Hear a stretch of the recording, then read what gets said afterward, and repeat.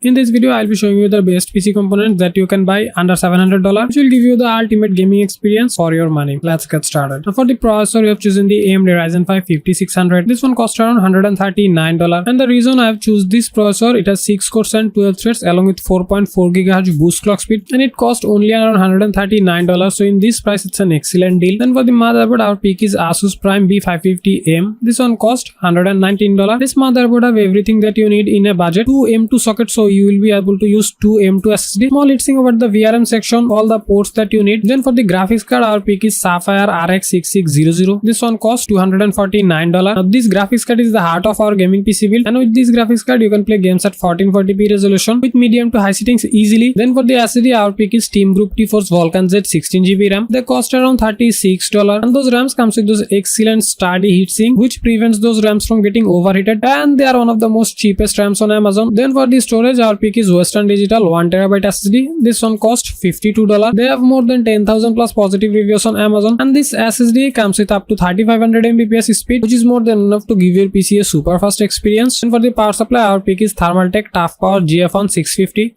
This one costs $89. It is a 80 plus gold certified power supply, which is excellent, and also this power supply comes with up to 10-year plus warranty. Not only that, it is a fully modular power supply, so you can detach all the unnecessary cables, so your cable management will be excellent. And finally, for the casing, our pick is Vetro MO3. This one costs only $69. Now this casing is for the people who are looking for a basic, minimalistic yet modern looking case. It has a mesh front, a side tempered glass, and an ARGB fan in the back, and all those components will cost you around $750. Thanks for watching.